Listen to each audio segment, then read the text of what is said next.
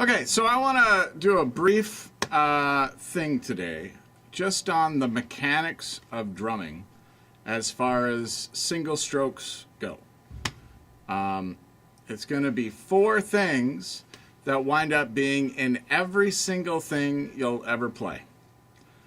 Most of us, when we get started, do straight singles. And the thing is, you can do whatever technique that you want.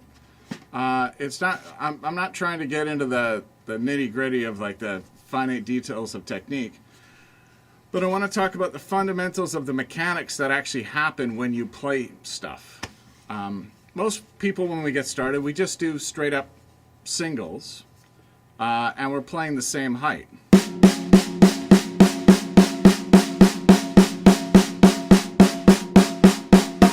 So we have our sticks bouncing, they're coming up to the same height, and that's cool. And for most of the stuff we do, that's what we use. When we start adding things like accents and dynamics to our playing, that's when things change a lot. And so what we have to do is we have to work on 3 other type of strokes or mechanics to be able to do all of those cool kind of things, right? The first one is the main one that we're doing, which is all the same height. And you want to practice those at different volumes.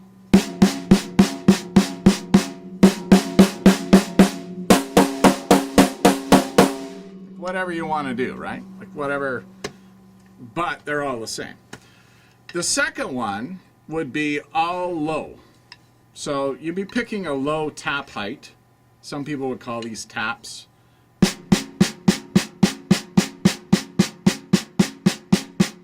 And that's a skill unto itself, being able to play all low notes.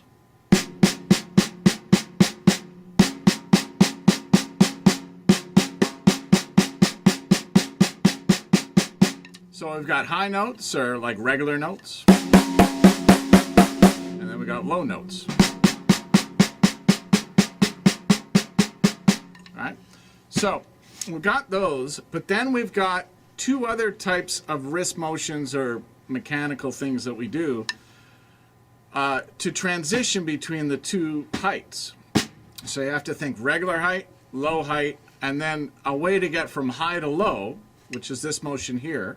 So you're going to start high, and then you're going to let your stick bounce because you always want it to bounce, but we're going to stop it low.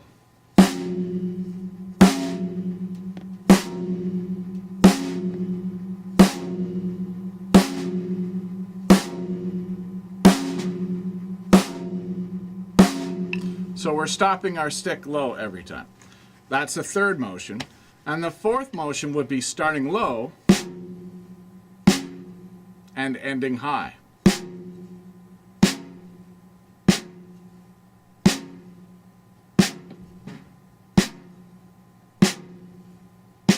Now they look those 2 motions kind of look kind of goofy and stuff like that when you're just doing them slow without any kind of context to them.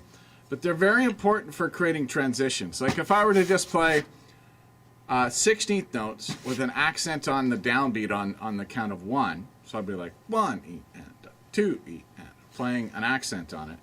Watch what happens with my right hand.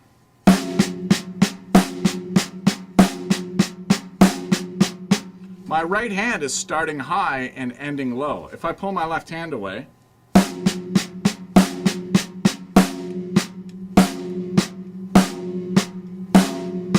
it's starting high and ending low.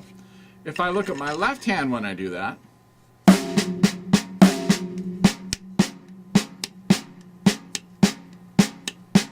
it's doing all the low motions. So to create the accent of a quarter note with 16th notes, I've got 2 mechanical things happening. One is high-low with the right hand on the 1 and the and the left hand is playing the E and the ah all low.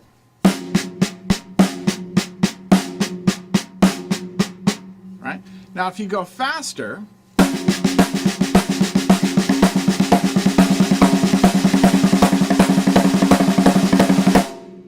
what winds up happening for me is I transition from this motion of this, where I'm stopping it and then playing a low note, to one motion which you kind of get into the molar action, and you kind of get into the, the other kind of things, where my right hand is going from high to low, and then it doesn't have a chance to stop, to reset, to come, because it's going so fast. So what winds up happening is, instead of a motion like this, it becomes one fluid thing. And in turn, what happens is I go high to low, and then I'm tapping and then lifting up. So I put two of those motions together in one. High, high to low, and then low to high in one.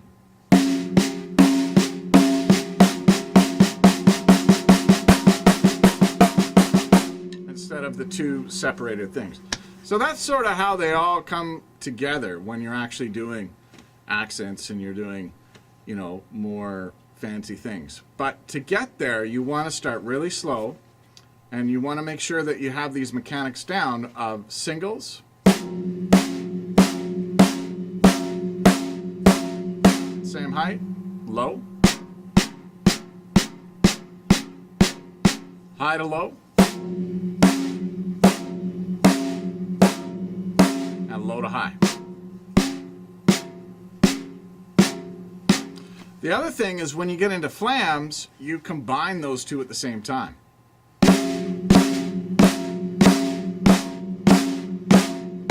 My right hand is going high to low, while my left hand is going low to high, and then they switch.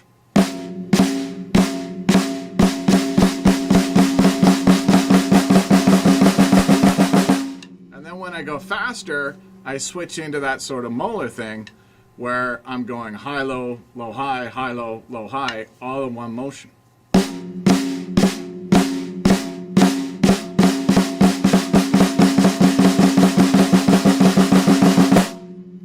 At least that's how I think of it.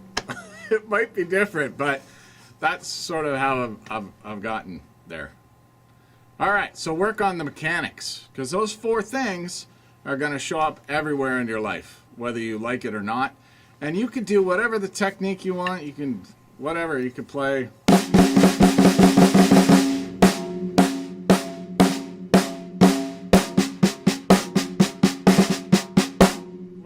However you want to hold the sticks, whatever wrist motion you want to do. You want to be relaxed and let your sticks bounce. I wouldn't get too caught up in all the, everybody's different, right? The main thing is always let your sticks bounce and be relaxed on that first stroke, even if you're going to stop it at the bottom. Because you can see I'm not going, to stop it. I'm getting a clean hit. Yeah, anyway, so have fun with that.